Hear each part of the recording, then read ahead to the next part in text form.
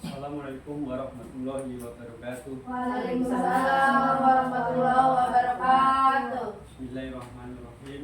Alhamdulillahirabbil alamin. Wassalatu wassalamu ala mursalin wa maulana sayyidina Muhammadin wa ala alihi washabbihi ajmain. Bapak Ibu guru yang kami banggakan, dalam kesempatan yang berbahagia ini, alhamdulillah sekolah kita ada yang mencalonkan diri sebagai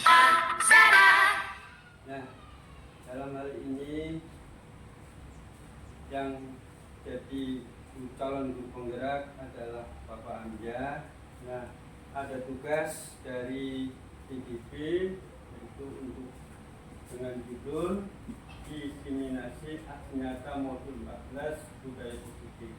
Nah, ini sangat bermanfaat bagi kita sebagai guru, sebagai tugas sehari-hari yang harus dilaksanakan. Nah, dengan adanya guru penggerak di sini, kami berharap nantinya bisa memberikan semangat yang luar biasa kepada teman-temannya untuk menjadi guru yang lebih baik.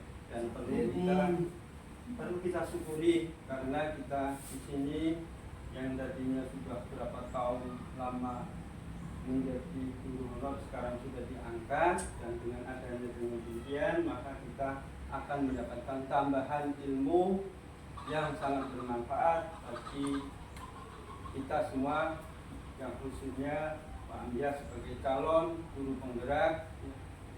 Sekali lagi saya berharap bisa memberikan nilai positif pada kita sehingga kita menjadi sekolah yang lebih baik.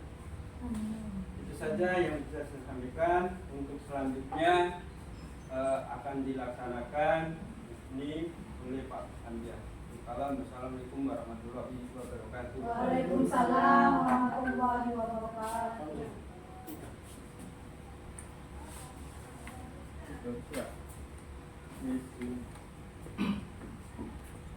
Ini nama nih. Kuis. Hah?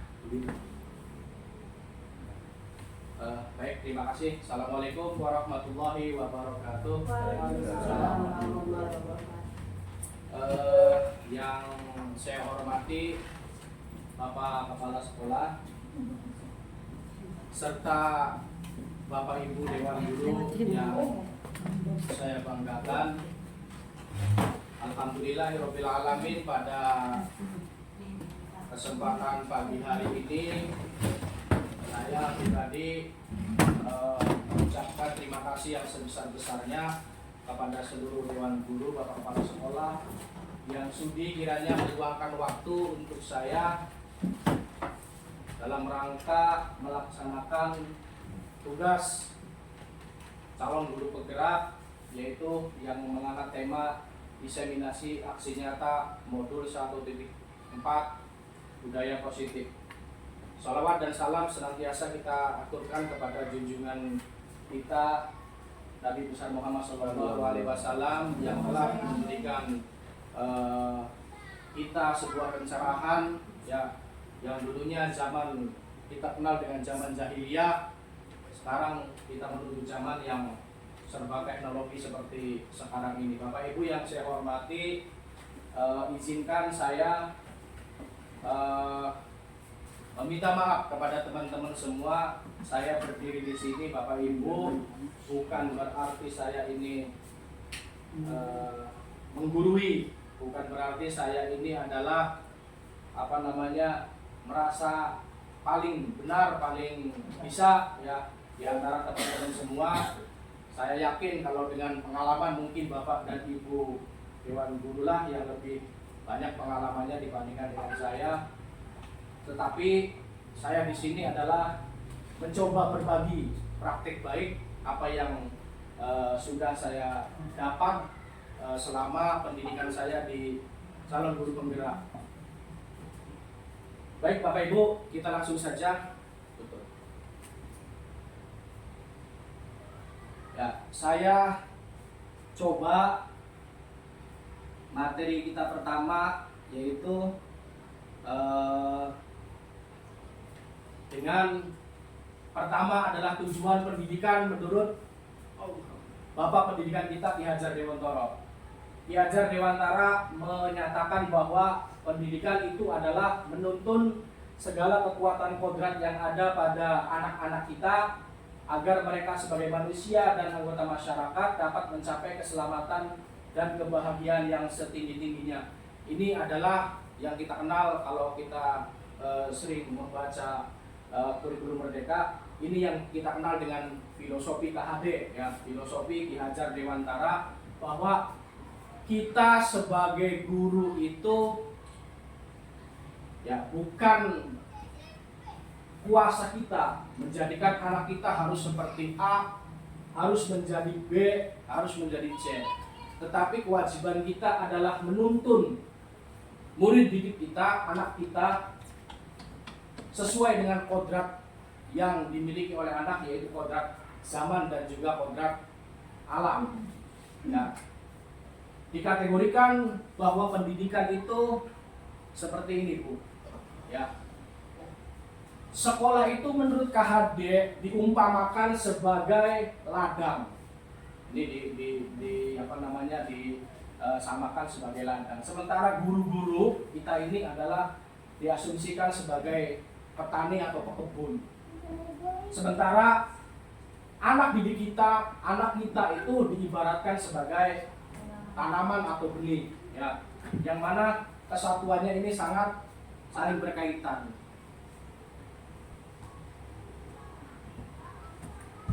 Penabur atau pekebun atau petani hanya dapat menuntun tumbuhnya tanaman. Jadi guru ini menurut KHD itu hanya nuntun, ya, ngemong, bahasanya adalah ngemong, yang yang kita kenal dengan sistem among, ya, ingat sosum burodo, imat dia manguntarso, dan lupuri handayani.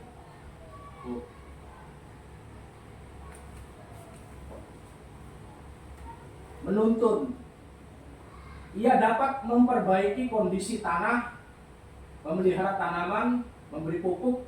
Itu tugasnya ya petani atau kita guru. Jadi anak ini, kita ini mendidik anak itu, kata KHT ini, Bu, ya, bukan kata saya. Jadi tidak mempunyai kewajiban bahwa kita itu harus mendidik anak, harus menjadi tentara misalnya, harus menjadi ini. Nang, gajah sih bener, pokoknya besok ya bagianmu. Nang, tidak ada kewajiban seperti itu. Tetapi kita itu ibaratnya kalau dianalogikan katanya anak itu lahir itu dalam posisi bukan seperti kertas yang kosong, ya. Jadi anak lahir itu seperti kertas yang sudah ada tulisannya, sudah ada gambarnya, tetapi masih buram, masih samar. Nah, kewajiban kita sebagai pendidik inilah bagaimana menebalkan tulisan itu, menebalkan gambar itu supaya jelas, supaya bisa terbaca. Artinya anak bisa menemukan jati dirinya itu sesuai dengan kodratnya dia, kodrat zaman dan kodrat alamnya. Itu intinya seperti itu. Nah, ini yang akan kita bahas, yaitu budaya positif. Yang pertama ada 6 budaya positif itu. disiplin positif dan nilai-nilai kebajikan universal, kemudian teori motivasi, hukuman dan penghargaan atau restitusi, keyakinan kelas, kebutuhan dasar manusia, posisi kontrol guru, dan segitiga restitusi. Ini yang akan kita bahas pada pertemuan kali ini. Sebelum kita melangkah lebih jauh ya, kalau dilihat dari katanya, budaya positif itu ya, kalau dilihat dari kata ya, yang namanya budaya positif, kira-kira ada yang bisa menjelaskan nggak? Budaya positif itu apa? Budaya positif kira-kira ya, budaya positif. Budaya positif kurang lebihnya itu kebiasaan yang baik yang harus ditonjolkan dan harus Ya. segala sesuatu yang bersifat kebaikan. Ya, betul. Ya, betul sekali apa yang disampaikan oleh Bu Haji Uci. Betul bahwa budaya positif itu asalnya dari dua kata, ya, budaya dan positif. Budaya itu adalah segala sesuatu hasil karya karsa dan cipta manusia. Ya. Sedangkan positifnya adalah hal-hal yang sifatnya adalah kebaikan. Jadi betul sekali apa yang disampaikan oleh Bu Haji bahwa budaya positif adalah segala sesuatu ya, kebiasaan baik yang sering dilakukan, terutama adalah di lingkungan sekolah. Apa saja budaya baik itu? Ya, ini 5. Pertama, disiplin positif dan nilai-nilai kebajikan universal, kemudian teori motivasi, hukuman dan penghargaan, keyakinan kelas, kebutuhan dasar manusia, posisi kontrol guru, dan juga segitiga restitusi. Nah, ini pertama, pelajaran paradigma baru. Bapak Ibu, tidak terasa kita ini hidup di zaman modern ya, yang semuanya adalah serba teknologi, dan mau tidak mau kita juga dihadapkan dengan perubahan zaman yang sangat cepat, dan ini mau tidak mau juga harus kita imbangi dengan hal tersebut.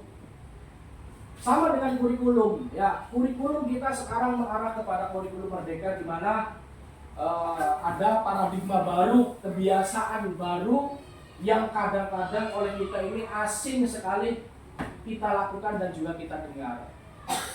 Pembelajaran yang dirancang berdasarkan prinsip-prinsip pembelajaran berdiferensiasi, sehingga murid dapat belajar sesuai dengan kebutuhan berdasarkan tahap perkembangannya untuk mewujudkan profil pelajar Pancasila. Mungkin diantara Bapak Ibu sudah pernah baca ya, profil pelajar Pancasila itu ada bagaimana bertakwa, ya, berkebinekaan global, gotong royong, kreatif, ya, kemudian mandiri, inovatif, dan juga benalar kritis. Ini adalah profil pelajar Pancasila.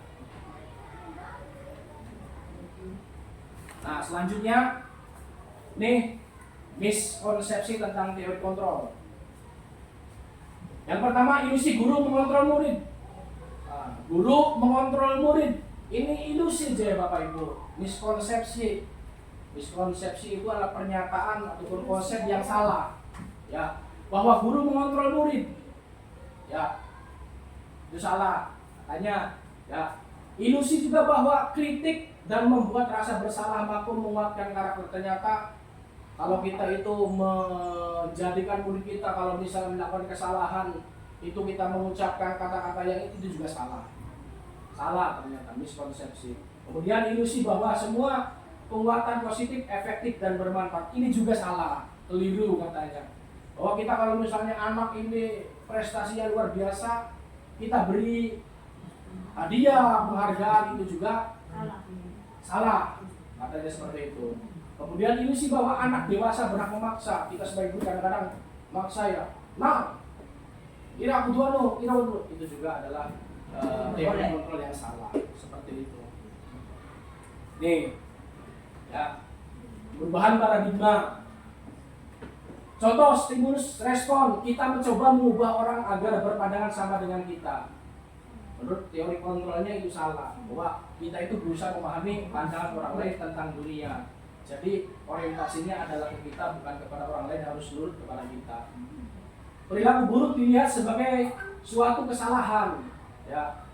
sama, ini Tidak juga boleh. Tidak boleh. salah ya, Bapak pemikirannya salah bahwa Nanti semua perilaku itu memiliki tujuan. Anak itu berbuat salah, berbuat melanggar pasti ada alasan, ada tujuan, ada maksudnya. Nah ini kewajiban kita sebagai guru harus mencari tahu apa faktornya. Inilah nanti kita ketemu dengan segitiga restitusi. Orang lain bisa mengontrol saya, itu tidak bisa. Ya, yang bisa mengontrol saya adalah diri saya sendiri. Saya bisa mengontrol orang lain juga tidak bisa. Tidak bisa dipaksa. Kemudian pemaksaan ada pada saat bujukan gagal. Ini juga salah, bahwa kolaborasi konsensus menciptakan pilihan-pilihan baru. Intinya adalah kolaborasi. Kemudian model berpikir menang atau kalah. Ya, jadi nggak ada kata-kata orang berpikir kalah baik kita apa segala macam, itu konsep yang salah. Yang benar adalah kita berpikir itu menang, nggak ada yang kalah, itu menang. menyerah. Ya betul. Selanjutnya disiplin positif. Nah, kalau kita lihat kata disiplin ini berasal dari kata disiplina, yang artinya adalah belajar. Ya, disiplin mengacu pada disiplin diri yang memiliki tanggung jawab terhadap apa yang dilakukan berdasarkan nilai-nilai yang diyakini. Disiplin positif merupakan salah satu cara penerapan disiplin yang bertujuan untuk menumbuhkan kesadaran serta memberdayakan peserta didik tanpa imbalan. Ya, imbalan menghargai,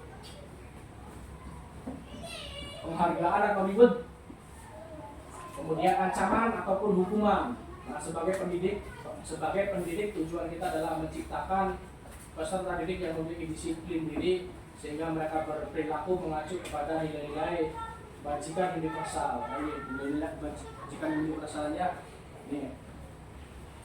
Apa sih nilai-nilai kebijakan universal? Nilai kebijakan universal adalah nilai positif manusia yang merupakan tujuan mulia yang ingin dicapai setiap individu. Nah, nilai tersebut bersifat universal dan lintas bahasa, suku, bangsa, agama maupun artinya bahwa nilai-nilai kebijakan universal KIJBU bukan hanya ada misalnya diterapkan di sekolah ini, di sekolah manapun, di daerah manapun, di negara manapun yang namanya kebajikan universal itu menyetujui, ya, menyeluruh, ya. Salah satunya ini. Nah, nilai kebijakan universal.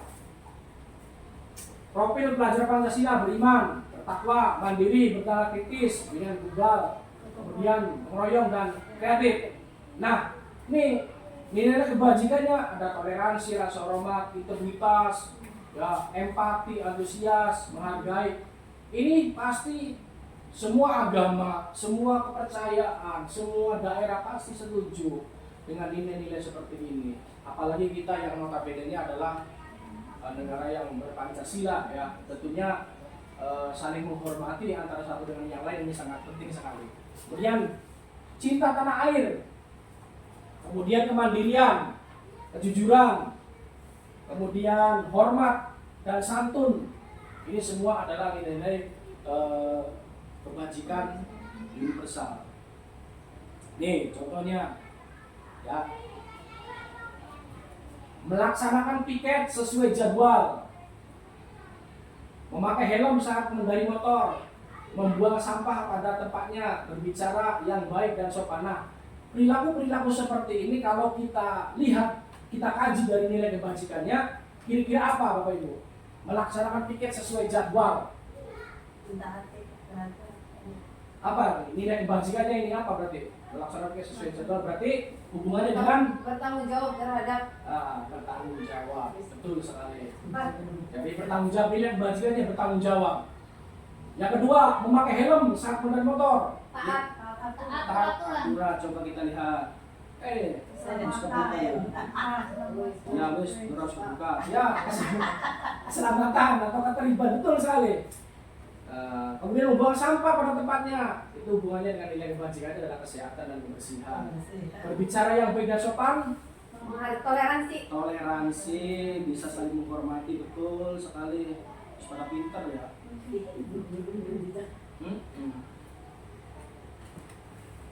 Nah, kesopanan menghargai orang lain, betul sekali. Nah, sekarang teori motivasi hukuman dan teori motivasi perilaku manusia. Ini tidak bisa dipungkiri Bapak Ibu bahwa perilaku manusia itu yang kita lakukan itu pasti punya motivasi, punya tujuan. Salah satunya mendapat imbalan dan penghargaan dari orang lain. Ini tidak bisa kita hindari ya. Betul sekali bahwa kita melakukan sesuatu itu manusiawi, pasti pengen imbalan atau penghargaan. Dan kadang-kadang kita kalau misalnya melakukan sesuatu kemudian tidak ada imbalan atau penghargaan, yang malas, yang bersemangat. Kemudian yang kedua, menghindari ketidaknyamanan atau hukuman.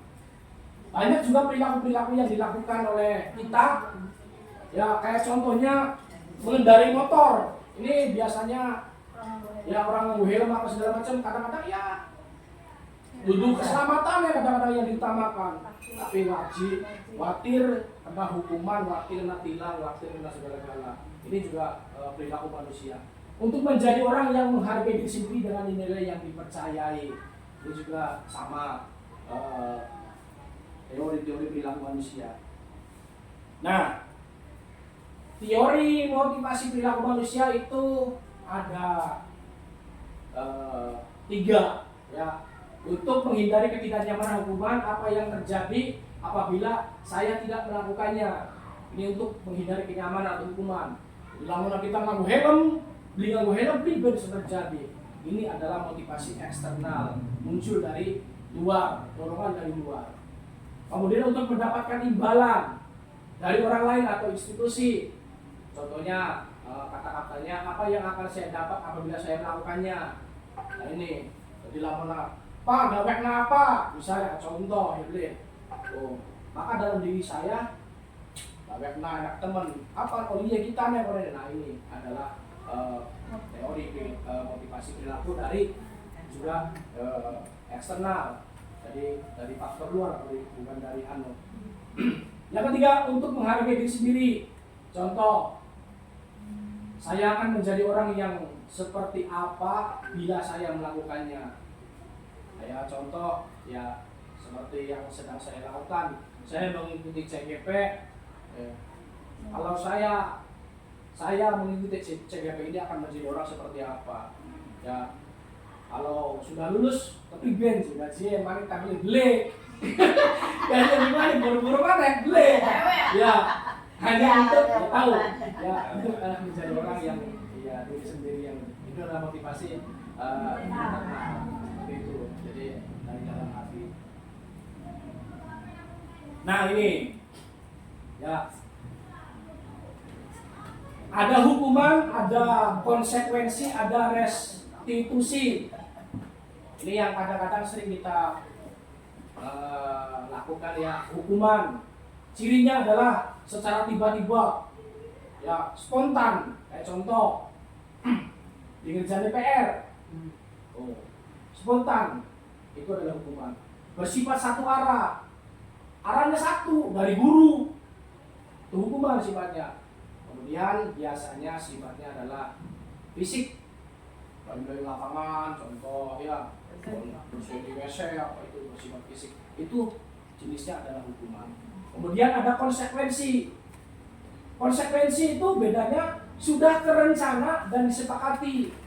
Biasanya kita punya yang namanya kesepakatan kelas ya. Kalau jalan mengen itu arane peraturan kelas. Ya, kalau di kurikulum Merdeka itu adanya kesepakatan kelas. Nanti kita bahas. Konsekuensi sudah tercatat dan sudah disepakati, artinya sudah disosialisasikan sebelumnya. Kemudian guru yang membuat peraturan, ini konsekuensi. Ya. Telat 5 menit, maka hukumannya mengenai, konsekuensinya mengenai itu adalah konsekuensi. Jadi ada ininya yang sudah dijelaskan oleh guru. Nah, restitusi ini belajar dari kesalahan, dia mencari solusi dari murid, dibuat dan disepakati bersama. Ini restitusi bedanya. 3 komponen ini secara beli langsung Bapak Ibu kita itu sebenarnya sudah melakukan. Setiap hari di sekolah, bahkan di rumah pun kita sudah melakukan, entah itu hukuman, konsekuensi maupun restitusi. Cuman kita tidak sadar, tidak terdokumentasi dengan baik.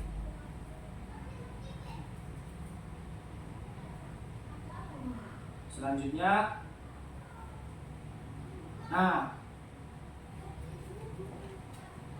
konsep disiplin dengan identitas gagal, hukuman, menyakitkan, tidak nyaman, memaksa murid, menyembunyikan kesalahan, murid menjadi rendah diri, dihukuman.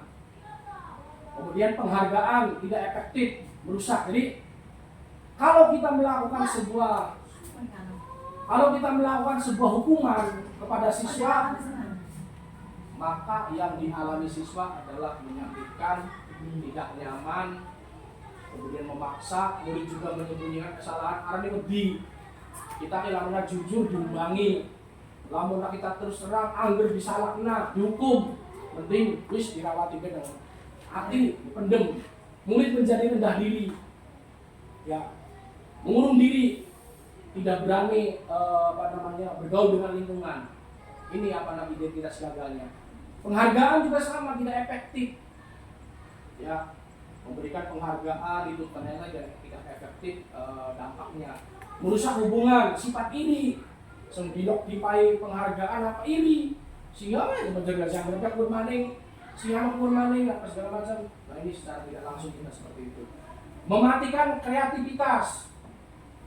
Jadi dikuasai oleh segelintir orang sehingga yang lain kadang-kadang tidak tercover oleh kita. Iya betul. Menghukum dengan sistem ranking ini juga ternyata salah Bapak Ibu. Ya, menghukum dengan sistem ranking juga ternyata kita salah. Kenapa salah? Karena murid itu ya mempunyai keunikan, kelebihan, ya, kekurangan masing-masing dan itu semua tidak bisa kita pungkiri dan tidak bisa kita tolak ataupun kita terima. Ya, semua murid sama. Ya, seperti itu. Tinggal bagaimana kita memoles murid tersebut menjadi sebuah pribadi yang tadi yang kita harapkan. Merampas hak menghargai dirinya. Ini juga penghargaan yang berakibat sama muridnya itu kurang bagus. Nah ini konsekuensi penguatan jangka pendek sesaat. Ya. Perlu monitoring berkelanjutan. Stimulus respon. Murid menghormati peraturan betul ya. Dengan adanya konsekuensi ini murid menjadi taat. Ini identitas sukses tapi identitas gagal itu adalah hukuman dan juga penghargaan itu gagal. Yang itu adalah bagus dari kita yang layak supaya murid menjadi cerah dengan hukuman dan juga dengan penghargaan murid menjadi termotivasi padahal itu adalah konsepsi yang gagal. Sementara konsepsi yang sukses itu dengan menerapkan konsekuensi dan juga restitusi. Penguatan jangka pendek, perlu monitoring berkelanjutan, stimulus, murid menghormati peraturan, kehilangan waktu untuk merenungi kesalahan. Ini juga konsekuensi. Kemudian restitusi, murid bertanggung jawab atas perilakunya. Jadi murid itu secara langsung bertanggung jawab dengan apa yang dilakukan. Fokus pada pemecahan masalah. Murid menghormati dirinya dan orang lain, kemudian teori kontrol pada dirinya, kemudian murid bersemangat memperbaiki kesalahan. Ini yang pas dan ini adalah segi restitusi. Nah, sekarang kita tebak. Buat saya. Jelas. Iya, bakalan Terlalu terang. Ya, kita tebak-tebakan lagi kayak tadi. Pernyataan di bawah ini termasuk hukuman atau konsekuensinya. Apa nih? Meminta murid tidak mengenakan sepatu seharian di sekolah karena tidak mengenakan sepatu hitam. Kira-kira apa nih Bapak Ibu? Hukuman, konsekuensi? Hukuman.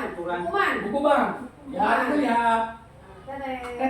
Betul, hukuman. Nah, kemudian mengganti kertas tugas apa ini? Teman yang dicoret. Konsekuensinya hukuman. Konsekuensi. Karena dia sudah melakukan kesalahan. Betul sekali. Pintar kita ya. Apa nih? Lari mengelilingi lapangan basket 2 kali karena terlambat hadir. Hukuman. Hukuman. Coba kita lihat. Betul sekali. Lari mengelilingi apa nih? Lari mengelilingi lapangan 2 kali karena terlambat. Hukuman. 10 menit untuk pelajaran PJOK apa nih? Konsekuensi. Apa pelajarannya PJOK? Betul sekali. Hore. Yang terakhir membersihkan apa ini? Tumpahan air di meja. Apa ini? Ya, kesenggol saat belajar. Apa nih? Konsekuensi. Di pinter-pinter ternyata. Iya, betul. Iya, pinter-pinter. Iya, benar. Nah, sebelum kita lanjut ke ini ya, sedikit kita coba teori kontrol guru ya yang sering kita lakukan. Kita simak sama-sama. Posisi penghukum. Nah, seperti ini. Ya. Penghukum orang yang menghukum. Ya, hukum. Sini kamu. Tarik. Ancaman. Nah, selamat pagi Bu. Selalu terlambat. Kamu deh pasti terlambat. Maaf Bu, saya Apa? Apa coba? Alasan kamu apa lagi? Kapan sih kamu tidak terlambat? Malas sekali ya kamu jadi anak. saya Dasar pemalas. Gak kapok-kapok sih kamu. Sudah berapa kali terlambat? Sana, kamu keliling lapangan basket 2 kali. Kenapa saya harus keliling lapangan basket, Bu? Kenapa? Kamu melawan ibu. Berani-beraninya jawab. Sudah terlambat, masih berani jawab pula. Sekarang, keliling lapangan basket 5 kali sekalian. Biar kapok. Cepat. Pergi sana ke lapangan basket. Nah, sekarang posisi pembuat merasa bersalah. Ini posisi kontrol dulu ya. Tinggal kita jelaskan. Naren!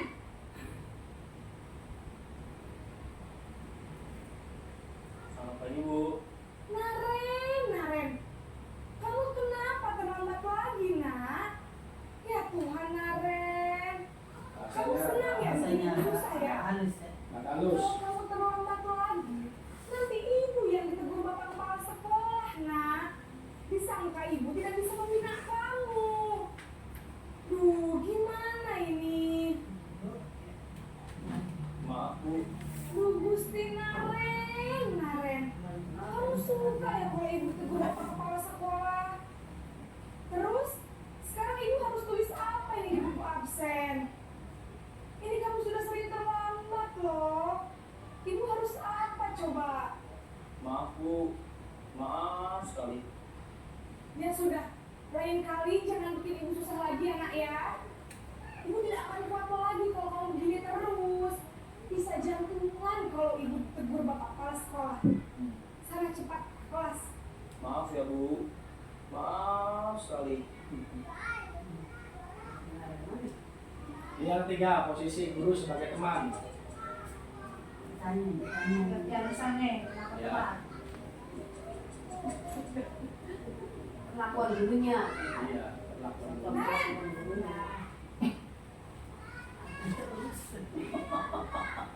Selamat pagi, Bu. Selamat pagi Naren ya. Wah, sudah jam berapa ini nak? Terlambat lagi ya sayang. Iya, Bu. Habis. Ini Saya membangunkan saya, Bu. Kamu malah menyalahkan ibu kamu. Kamu bukannya anak yang larinya paling kencang. Kok terlambat sih? Iya, Bu. Saya memang terlambat bangun tadi. Jadi, biarpun saya lari kencang, tetap besok sih kejar, Bu. Ya sudah sana. Nanti lain kali larinya lebih kencang lagi ya. Biar gak terlambat lagi. Bikin seneng ibu. Demi ibu. Bisa kan? Bisa lah, Bu. Ya sudah sana masuk kelas. Ibu beresin urusan absen kamu. Kamu ini ada-ada saja. Seneng. Iya, kayak pas sekolah. Nah, posisi pemantau, monitor. Ini posisi guru sudah 4 ya. Naren terapkan naren. Itu Naren memantau kan, saya orang bata itu. Naren,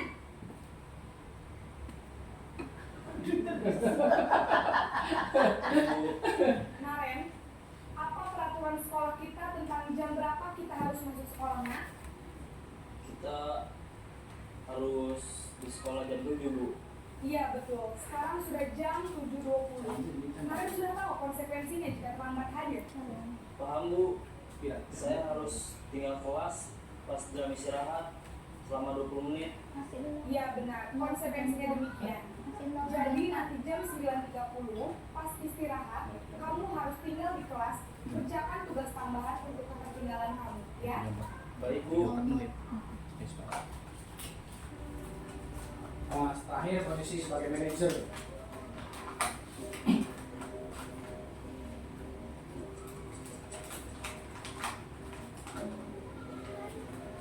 Naren,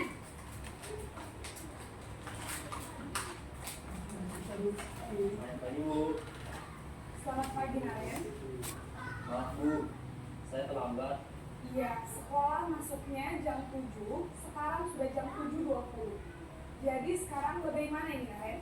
Maaf Bu, saya lupa setel alarm saya semalam. Baiklah, menurut kamu, keyakinan sekolah yang mana yang perlu kamu tingkatkan? Bedanya ya. Menghargai diri sendiri dan orang lain mungkin ya Bu. Jadi, apakah Naren meyakini prinsip saling menghormati tersebut? Iya Bu, saya meyakininya. Apakah Naren bersedia memperbaiki masalah keterlambatan ini? Bersedia Bu. Bagaimana kamu akan perbaiki masalah keterlambatan ini? Saya akan coba untuk tidak lupa menyetel alarm saya Bu. Baik, kalau Naren lupa menyetel alarm di rumah, ada orang yang kira-kira bisa bantu mengingatkan tidak? Ada Bu, kakak saya, Kak Emma. Ada lagi selain Kak Emma? Selain Kak Emma, ada ibu saya. Baik, jadi yang mengingatkan Naren adalah Kak Emma dan ibu kamu ya. Kira-kira akan mulai set alarm kapan nih Naren? Setelah pulang sekolah, akan segera saya lakukan. Baik, jadi Naren akan setel alarm untuk bangun besok pagi dan akan diingatkan oleh kakak dan ibunda Naren ya. Ada lagi yang mungkin perlu dilakukan Naren agar tidak terlambat bangun lagi. Tidak ada Bu. Baik Naren, terima kasih untuk kerjasama kamu. Sekarang kamu perlu kembali ke kelas untuk belajar. Baik Bu, terima kasih. Nah, tuh Bapak Ibu.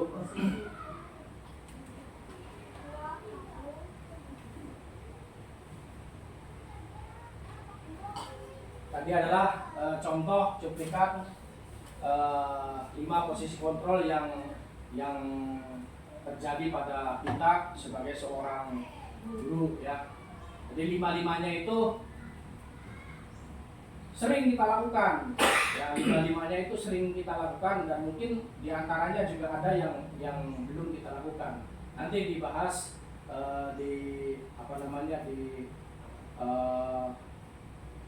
tema yang selanjutnya. Sekarang ke keyakinan kelas. Keyakinan kelas. Dulu kita kenal dengan yang namanya peraturan kelas ya, tata tertib kelas. Nah, sekarang kita ke keyakinan kelas. Apa sih keyakinan kelas? Keyakinan kelas adalah kesepakatan bersama yang dibuat antara guru dengan murid dalam satu sekolah ataupun bisa juga dalam satu kelas tersebut, di mana guru berperan dalam terwujudnya keyakinan kelas dengan adanya kesepakatan antara guru dengan siswa. Keyakinan kelas berupa keyakinan universal yang yang mudah dipahami, diingat dan diterapkan dalam lingkungan sekolah. Jadi intinya adalah keyakinan kelas itu kesepakatan bersama antara guru dengan siswa, yang membuat adalah siswa dengan guru, kemudian disepakati semuanya oleh siswa dengan guru dan mudah juga dilakukan oleh siswa dengan guru itu adalah keyakinan kelas. Dan ini Bapak Ibu semua, keyakinan kelas ini adalah hal yang penting demi keberlangsungan proses pembelajaran di sekolah ya, karena keyakinan kelas ini bisa menumbuhkan rasa tanggung jawab siswa terhadap apa yang dia lakukan. Dengan menanyakan bagaimana keyakinan kelas yang dibuat, otomatis siswa akan menyelesaikan masalahnya itu dengan kesadaran dia sendiri, bukan dari kontrol dari para guru, seperti itu. Selanjutnya ini contoh pembuatan keyakinan kelas. Kemarin juga saya sudah praktek tentang membuat keyakinan kelas, dan luar biasa antusiasnya. Jadi sekali lagi Bapak Ibu, membuat keyakinan kelas itu asalnya ataupun munculnya itu adalah dari anak. Anak-anak pengen kayak apa kelas kita ki? Nanti anak-anak akan terpancing ininya, responnya pengen makanan Pak, tulis, pengen makanan Bu, tulis, sampai mentok sudah tercover semua. Nah, kemudian kita bicarakan konsekuensinya seperti itu. Nah, inilah yang nanti jadikanlah dasar kita untuk membuat keyakinan kelas. Nah, contoh keyakinan kelas atau kesepakatan kelas di salah satu kelas 4 yang kemarin kita buat ya, yaitu datang tepat waktu contohnya, kemudian memakai baju yang rapi sesuai aturan ya, kemudian melaksanakan piket, hormat guru dan teman, berbicara sopan, menjaga kebersihan, berperilaku baik, semangat belajar, bekerja sama, kemudian mendengarkan guru saat menjelaskan pelajaran, saling menyayangi teman, dan juga anti bullying. Nah, ini adalah keyakinan kelas. Semuanya muncul dari siswa ini Bapak Ibu. Semuanya muncul dari siswa, ditandatangani oleh perwakilan siswa, dan juga disepakati dan dilaksanakan siap oleh siswa. Maka dengan adanya kesepakatan kelas tersebut, siswa tidak ada alasan lagi melanggar, dan kalaupun siswa tersebut melanggar, kita tinggal kembalikan. Kamu tahu nggak kesepakatan kelas kita? Maka dia pasti akan menjawab, ya apa yang dilanggar? Ya seperti itu. Jadi mereka terbiasa mengolah emosinya, mengolah masalahnya, dan mencari solusinya itu dengan dirinya sendiri, sehingga anak itu merasa diperhatikan. Tujuannya adalah seperti itu. Nih ya, hal yang harus diperhatikan dalam membuat keyakinan kelas yaitu menentukan nilai kebajikan universal. Tadi menghormati, empati itu harus ada dalam keyakinan kelas. Menilai sesuai dengan nilai kebajikan, memilah sesuai dengan nilai kebajikan tadi, nilai kebajikan ya, banyak sekali toleransi, saling menghormati ya. Kemudian dijadikan keyakinan kelas dan dipajang di kelas. Bila perlu yang gede supaya anak tahu. Kemudian yang selanjutnya mengubah menjadi kalimat positif. Kalimatnya positif, datang ke sekolah ya, dan jangan terlambat ke sekolah, misalnya ke denda itu jangan, karena nilainya itu adalah negatif, seperti itu. Nih budaya positif, ada peraturan kelas. Nah, peraturan kelas ini sekupnya jauh lebih kecil dibandingkan dengan keyakinan kelas. Keyakinan kelas di atas peraturan kelas, kami lebih gede banget dengan lingkungan positif. Nah, budaya positif inilah menguasai segala-galanya. Peraturan kelas, keyakinan kelas, lingkungan positif itu masuk dalam budaya positif. Nah, mari diskusi ini saya coba minta kepada Bapak Ibu semua. Di sini ada apa ya namanya tuh? Semacam ini figura atau plakat atau apa ya, pamflet ya, yang dijual di toko-toko Nah, di sini ada kesepakatan di kelas, isi wis gawe wis dadi, kayak semacam inilah bank data seperti ini. Harganya 7.500 satunya tuh. Ya, kira-kira menurut Bapak Ibu, apa yang hilang dari tujuan pembuatan keyakinan kelas? Kalau misalnya kita, pegawai teman gak ada keyakinan kelas, bisa analis komplit, bisa apa? Tuku bewis, ada 7.500. Tetapi ada yang lupa oleh kita. Apa kira-kira yang lupa? Kalau kita hanya membeli kreativitas, betul sekali. Kreativitas anak itu tidak terasa, tidak muncul. Ya, gampang apa juga kan tuku karya beres wis apa, tapi ada yang kita lupakan, yaitu kreativitas siswa tidak terasa dengan baik. Kemudian keyakinan kelas atau kesepakatan kelasnya ini tidak muncul dari siswa itu sendiri. Ini yang salahnya, tidak mempermasalahkan harganya, ternyata seperti itu. Betul sekali ya. Nah, materi yang selanjutnya adalah kebutuhan dasar manusia. Kebutuhan dasar manusia adalah segala sesuatu yang dibutuhkan oleh manusia untuk mempertahankan keseimbangan fisiologis dan psikologis yang bertujuan untuk mempertahankan kehidupan. Ini kebutuhan dasar. Kebutuhan dasar manusia. Ada 5. Penguasaan, kasih sayang, dan rasa cinta atau diterima, bertahan hidup, kesenangan, dan juga apa ini? Kebebasan. Jadi 5 lagi butuh apa di manusia ini?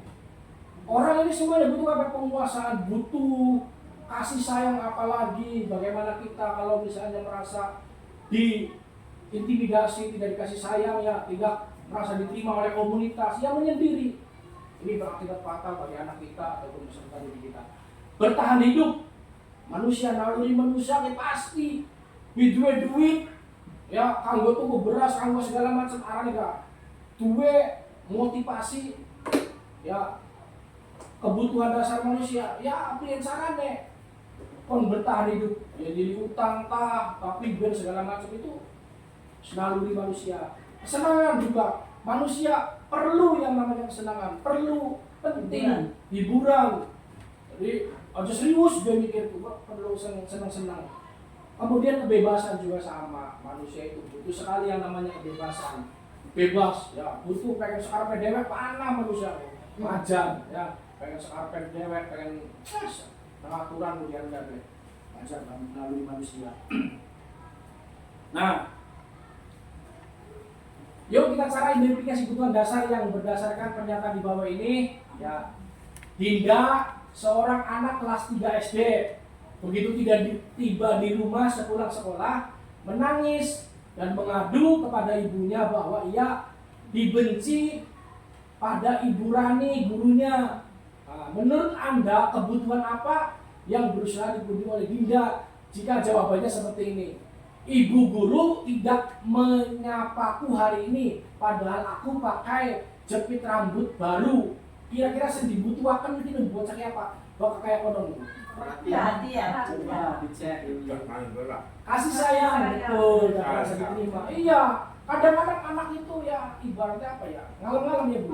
Ya, Aleman. Ya aleman, pengen dipuji, pengen dia ya naluri manusia sama seperti itu. Ya, ajaran bocah ya. Kita Kita tidak pengen kadang-kadang. Malam rabinya ya yang kita dewek kadang-kadang. Kayak konon. Iya. Aku sebel. Yang kedua, aku sebel gambarku tidak rapi. Malah ibu guru nunjukin ke teman-temanku di depan kelas.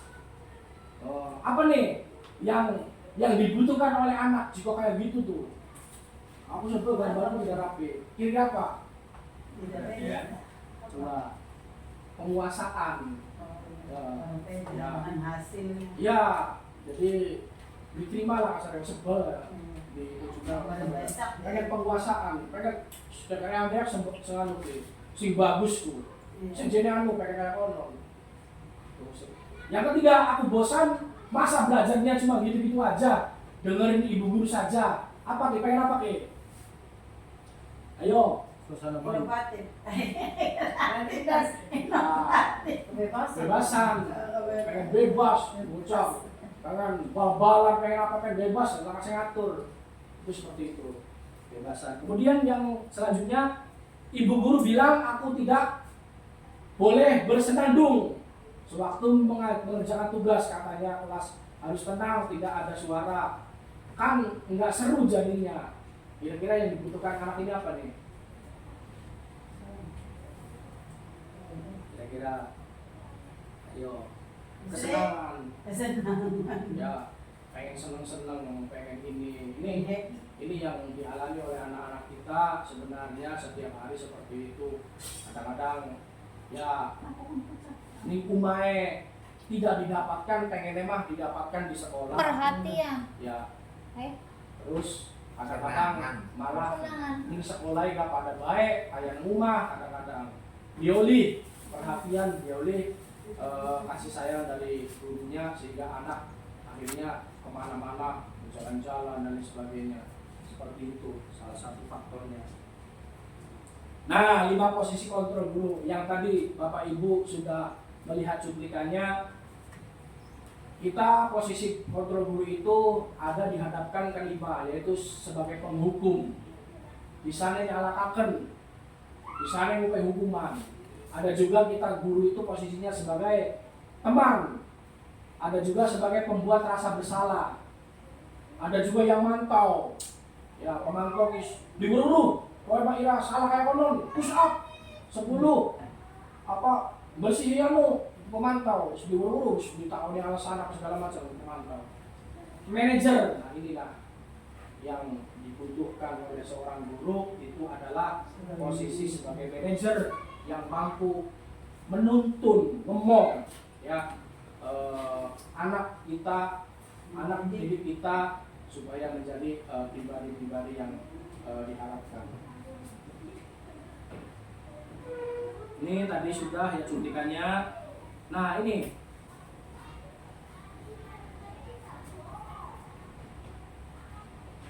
identitas gagal, ya penghukum, menghardik, nunjuk-nunjuk, menyakiti, menyindir, ini penghukum, ya penghukum, pembuat orang merasa bersalah, berceramah dan mengatakan seharusnya wah cobres lah istilahnya. Jadi seolah-olah kamu paling bersalah, terus diomongi berapa lebih menang-menang. Ini kadang-kadang kita tidak sadar, kita tidak tidak ada kontrol bahwa di rumah kita pun seperti itu. Saya sendiri juga kadang-kadang kalau misalnya ada anak seperti itu, anak melakukan kegiatan yang dirasa tidak pas, ya langsung menyalahkan, memberi penghukuman, menjas. Nah ini sebenarnya menurut filosofi KHD itu tidak tepat. Jadi anak bukan malah taat, anak bukan malah tunduk. Justru sebaliknya anak semakin tertutup kepada orang tuanya, lebih terbuka kepada teman-temannya di luar. Nah ini yang sangat kadang-kadang kita bahaya seperti itu.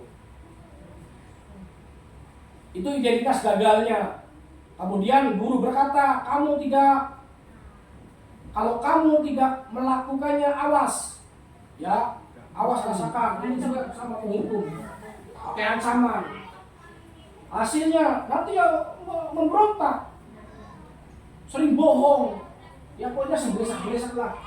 Jadi ibaratnya tuh kalau kita melakukan sesuatu tindakan kepada siswa, kepada anak kita yang kontradiktif dengan apa yang dilakukan oleh anak, bukan malah menjadikan anak tersebut berbuat yang lebih baik ataupun memperbaiki, justru lebih banyaknya justru malah anak itu sebalikannya menjadikan lebih berontak lah seperti itu.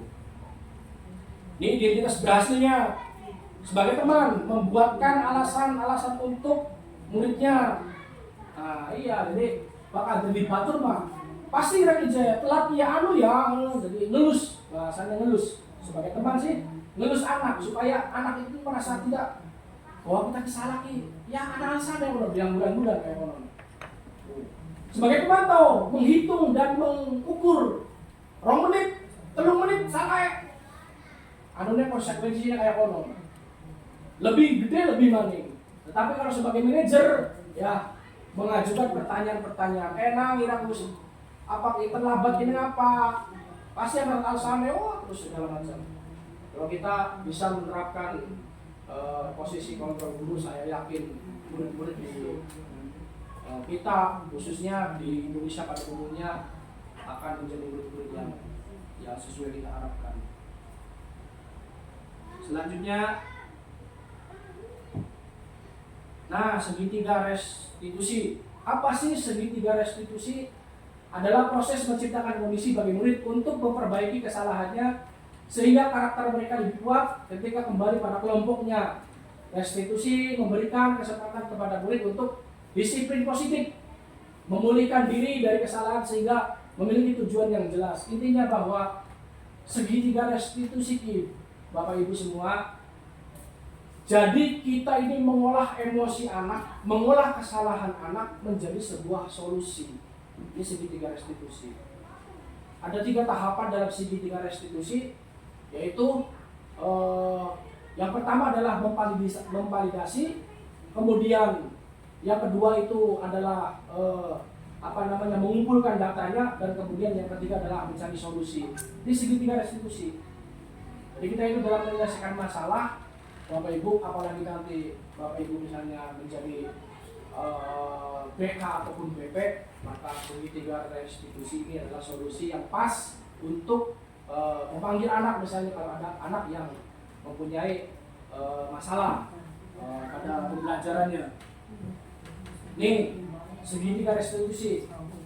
Validasi tindakan, kemudian menyatakan keyakinan dan menstabilkan identitas. Ya, ini adalah segitiga restitusi yang wajib kita pegang. Ya. Segitiga ini adalah contoh bagaimana menyelesaikan sebuah masalah yang terjadi pada anak, khususnya pada masalah anak. Ya. Nah, Bapak Ibu, ya, di sini ada contoh kasus Rangga, seorang siswa yang tidak melaksanakan piket. Ya, kita coba contoh daripada segitiga penerapan segitiga restitusi, ya. Sebentar ya. Segitiga nih. Saya kasih contoh. Saya sudah membuat contoh segitiga restitusi yang dilakukan oleh kita. Baik Bapak Ibu, belum nampak, sebentar. Segitiga restitusinya, contoh nih, saya sudah membuat.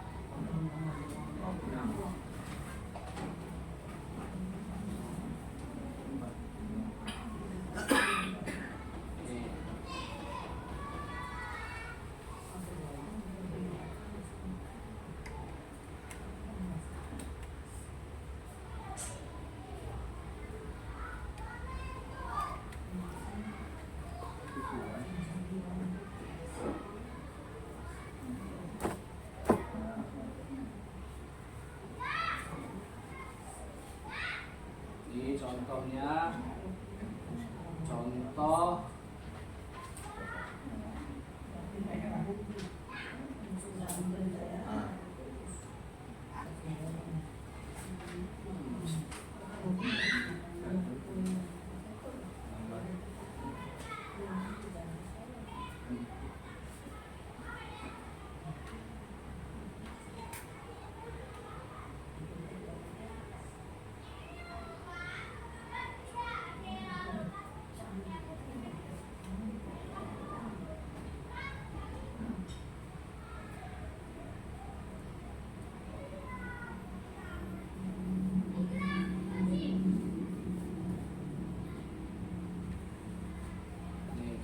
ya.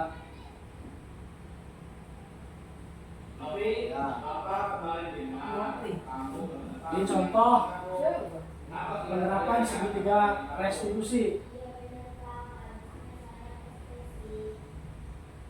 mengambil anak ini Dane si Fadil ini Oh iya. ya apa namanya melakukan sebuah kesalahan nyewot ke kelas ya, nyewot ke kelas karena ambil contek membantu deh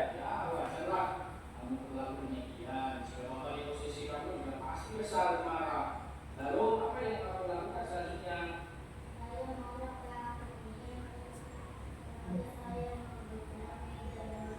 Oh gitu, pasti aku berdua seperti itu ada alasannya kan?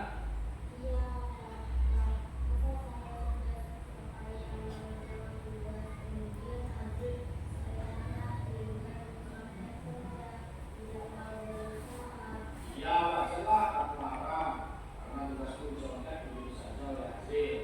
Kalau mereka ini Iya, betul.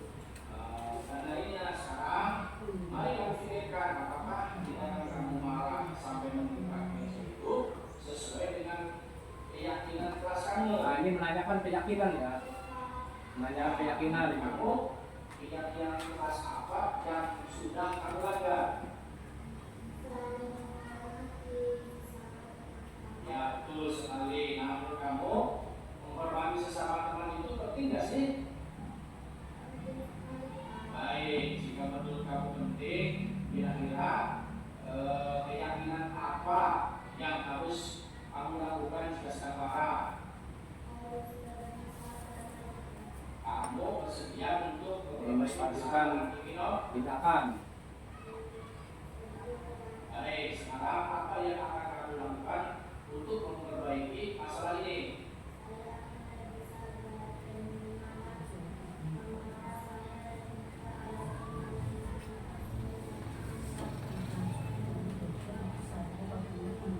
Ya, misalnya dengan kamu lebih sekarang, kamu boleh kembali ke kelas kamu ya. Nah, ini Bapak Ibu. Jadi itu adalah contoh bagaimana kita menerapkan segitiga restitusi. Dari awal saya sampai dengan terakhir itu tiga langkah tahapan restitusi itu sudah dijalankan. Nah, dengan harapan dengan seperti itu nanti anak ini menjadi apa ya istilahnya tuh apa yang dia lakukan itu salah itu dia tahu dan dia menerima hukuman ataupun konsekuensi yang dia dapat, bukan dari kita sebagai guru ya, sehingga nanti untuk ke depan dia itu untuk mengulanginya lagi itu diharapkan itu sudah minim, artinya kalau tidak melaksanakan lagi namanya juga anak-anak dan juga manusia kadang-kadang ya ada ini ada salahnya, tetapi paling tidak itu bisa mengurangi tindak kesalahan yang dilakukan oleh siswa tersebut. Itu adalah tujuan daripada restitusi. Sekali lagi Bapak Ibu ya, yang namanya budaya positif itu adalah hal yang harus kita lakukan setiap hari-hari maupun di rumah apalagi di sekolah. Karena apa? Yang namanya budaya positif ini yang menentukan masa depan anak. Lagi-lagi tadi, anak itu lahir bukan seperti kertas kosong yang mau kita lukis seperti apapun semau kita, itu tidak seperti itu. Tapi anak dilahirkan itu bagaikan kertas putih yang sudah ada gambarnya, sudah ada tulisannya, tetapi masih bentuknya buram, masih belum jelas. Nah, kewajiban kita orang tua dan juga guru bagaimana menjadikan tulisan-tulisan itu, menjadikan gambar-gambar itu menjadi terang dan juga jelas bisa dibaca. Bapak Ibu yang saya hormati, mungkin penjelasan diseminasi modul 1.4 yang mengambil tema budaya positif yang sudah saya jelaskan tadi cukup ya. Mudah-mudahan membawa kebaikan untuk diri saya sendiri khususnya, umumnya adalah untuk kita semua khususnya di sekolah SD 2 Tukadana dan saya Sukadana 2. Saya berharap juga ya bagi guru-guru yang masih mempunyai semangat ya ikut juga mendaftar ya CGP karena Bapak Ibu mendaftar CGP itu dari jangan dilihat bahwa ya tugas-tugasnya numpuk bener ya. Kalau tugas-tugas memang ada banyak ya, tapi kalau kita bawa kegiatan tersebut dengan enak, enjoy ya, Pikas ya ketemu biasanya enjoy ini temu-temu Agustus Gerakan Peragat ya, masih 3 bulan lagi, masih ya lumayan. Jadi saya pribadi Bapak Ibu khususnya kepala sekolah mohon maaf apabila selama pendidikan di CGP ini saya banyak kurang efektif dalam menjalankan tugas sehari-hari ya. Bukan berarti saya ya memanfaatkan kegiatan CGP ini untuk leha-leha ya, tetapi tidak, bahwa memang kondisinya anak-anak seperti itu. Jadi sekali lagi terima kasih Bapak Ibu kepala sekolah khususnya yang telah memberikan waktu kepada saya untuk melakukan sebuah presentasi kegiatan budaya positif. Mudah-mudahan ada manfaatnya ya, dan bisa juga ditularkan. Maka barangkali nanti ada Bapak Ibu yang butuh materi presentasi itu, maka nanti saya kirim dan bisa dipelajari di rumah. Intinya adalah kita sharing Bapak Ibu. Jadi kita sharing, kalau ada masalah, ada apa, alangkah baiknya kita berkolaborasi membentuk komunitas praktis ya yang bisa memecahkan masalah yang ada. Aku di sekolahan kita, kelas kita anak bocah sendiri bisa maca, anak segala macam ayo ya kita jadikan komunitas praktis. Kemarin juga saya ngomong ke Ibu Tati, priwen gawe komunitas praktis ya wis gawe kumpulan guru-guru, kepala sekolah apa segala macam. Kalau bukan apa masalah-masalah sekarang di sekolahan ya, kemudian ajukan supaya dilegalkan seperti itu. Ada niat seperti itu, tapi mungkin nanti kalau waktunya sudah siap ya seperti itu. Intinya adalah demi kebaikan kita bersama, apapun yang akan kita lakukan ya, ayo kita sama-sama semangat. Khususnya saya bukan cari apa-apa ya. Ada yang bilang bahwa kalau sudah lulus menjadi guru penggerak ada kesempatan untuk menjadi kepala sekolah atau pengawas. Memang betul ada dispensasi bagi guru yang sudah mempunyai sertifikat guru penggerak, itu bisa diprioritaskan seperti itu. Tapi tujuan saya bukan ke situ. Saya hanya ingin berbagi pengalaman, mencari pengalaman ilmu baru bahwa kurikulum merdeka kayak apa jerone, ternyata kurikulum merdeka jerone kayak seperti ini. Dan kalau kita sudah masuk ke dalamnya ternyata enak mempelajari kurikulum merdeka. Betul bahwa kita itu harus memerdekakan murid. Jadi memerdekakan murid itu dulu sih, kalau pengen gambar, cek gambar los, pleng, bebas. Ya, bebas menjadinya cam. Di pengonon ya. Jadi kita itu menyampaikan materi pembelajaran itu, ada anak yang standarnya ada di atas, ada di bawah, ada pertengahan. Nah itu kita harus bisa memilah anak-anak tersebut. Kemudian porsi mata pelajaran yang dilakukan itu sesuai dengan porsinya. Nanti tidak disamaratakan. Misalnya siji ya kalau sing pinter harus pada bayar. Nah itu kita tidak melakukan proses pembelajaran secara berdiferensiasi, masih kurang tepat ya seperti itu. Karena enak langsung bisa lupa, langsung bisa jawab, langsung bisa balik, langsung bisa betul. Tapi bakal diurus, ngerti apa ya bisa. Nah makanya cara seperti itu bisa kita lakukan dengan mempelajari kurikulum merdeka. Sekali lagi terima kasih Bapak waktunya Ibu ya atas apa yang telah diberikan kepada saya. Mudah-mudahan apa yang Bapak Ibu berikan waktunya ini dicatat oleh Allah Subhanahu wa taala sebagai amal ibadah kita kelak. Terima kasih. Akhirnya saya mohon diri. Assalamualaikum. Ya Pak. Baik. Silakan Pak. Assalamualaikum warahmatullahi wabarakatuh. Waalaikumsalam. Terima kasih Mbak Ambia yang telah mensosialisasikan mengenai tadi Nah, dengan memperhatikan Pak Amjah mempresentasikan tadi, maka dalam hati saya berarti sekolahan itu harus punya penerapan profil pelajar Pancasila. Begitu Pak, harus ada ya. Iya. Nah, mohon ini disosialisasikan untuk sekolah kita bagaimana menerapkan profil pemuda Pancasila, Pelajar. profil pelajar Pancasila, penerapan profil pelajar Pancasila SD 2 Sukadana. Ya. Memang harus begitu ya Pak. Ya. Nah, mangga Pak. Betul. Profil pelajar Pancasila ya Ibu Rob yang pernah ya, yang pernah PPG Mbak. Suara profil pelajar. Jadi kalau Bapak Ibu cermat di jadwal yang kemarin saya bagikan itu ada di situ materi P5. Nah itu kita kenal dengan P5. Jadi intinya adalah anak ini Bapak Ibu kalau tingkat SD khususnya itu yang ringan-ringan saja, kayak contoh misal di SD itu anak misalnya gemar apa ya ibaratnya gemar membuat lukisan atau lukis. Nah kita terapkan bagaimana anak ini menyalurkan bakat lukisnya supaya tersalurkan. Ya bulan sepisan apa?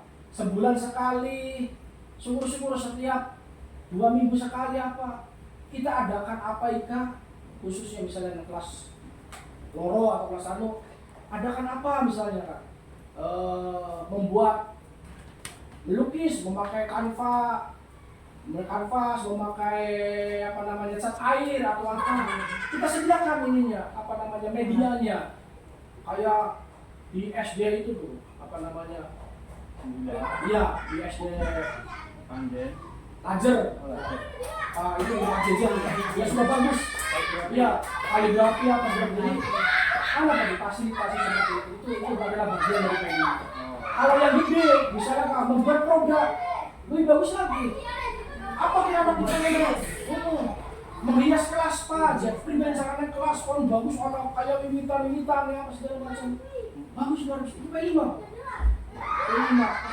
nanti misalnya Pak semua kelas ini pada akhir tahun pelajaran misalnya semester 1 kenaikan kelas ditampilkan ya dibuat semacam bazar atau apa itu bisa dibuat ini P5 kelas 1 di meja stand P5 kelas 2 sampai kelas 6 dan sebagainya. Saya yakin itu bisa menjadi pemicu semangat anak.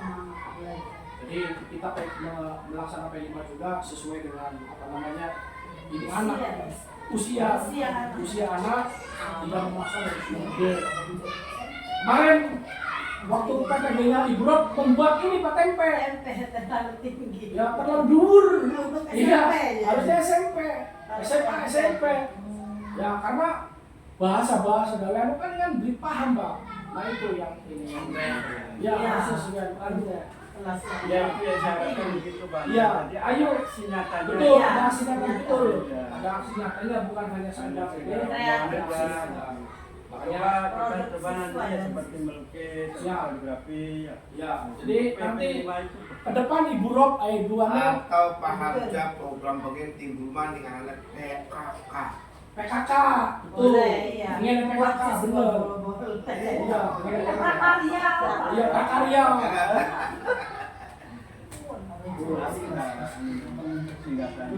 Iya. Yang sebulan sekali. Setuju. Diagendakan memang sebulan sekali atau apalah ibaratnya kan. Habis semester ya. Habis semester. Setuju banget. Setuju banget. termasuk ke tadi ya, ke materi apa ya? Iya. Masak, lukis. Praktek konsep. Iya, bagus. Ya ada masalahnya kan tidak boleh. Iya. Pak. Nah, sekarang P5 digerakkan. digerakkan dan berarti ada. Kalau secara keseluruhan boleh. Misalnya akhir semester ya Pak. Misalnya bulan-bulan ning tiap kelas mangga. Seperti itu. Ya, Jadi supaya hasil Itu ada lagi Bapak Ibu enggak selain dari tadi masalah. Kalau sudah ada cukup ya baik. Ya nanti kalau sekolah kita sudah beres banyak Iya, betul, Pak. walaupun Betul. produk ingin Ya, cocok masalah. dengan produk bikin. Kalau masalah Pak. Jadi kita esensinya yang dicari bukan Tidak-tidaknya itu ada aksinya. ada aksi nyata. Betul. Iya. Dan silakan kalau Bapak Ibu melaksanakan P5 kemudian di ini kan dalam sebuah dokumentasi bisa jadi itu apa namanya jurnal itu bisa diadukan ke PM Termasuk biasanya di sekolah kelas apa ya? Iya. Program-program. masuk dalam itu Pak. Produk siswa yang Itu yang siswa jadi bahasa Bahasa itu gratis kan? menghampa pada murid ya kan Sudah nempel di Nah, sana. itu. iya Nempel dengan kertas ya koran. Wano Ibu Sri sudah mulai Ini siapa kan saudara kaki ini? iya ini masa kita ya Ya, itu ya Oh. itu aja terima kasih Bapak Ibu waktunya sekali lagi dan lebih mohon maaf. Assalamualaikum warahmatullahi wabarakatuh. Waalaikumsalam warahmatullahi wabarakatuh. Sudah, Tak? Wabarakatuh. Tak. Wajib manggap wajib. Bis, Bu.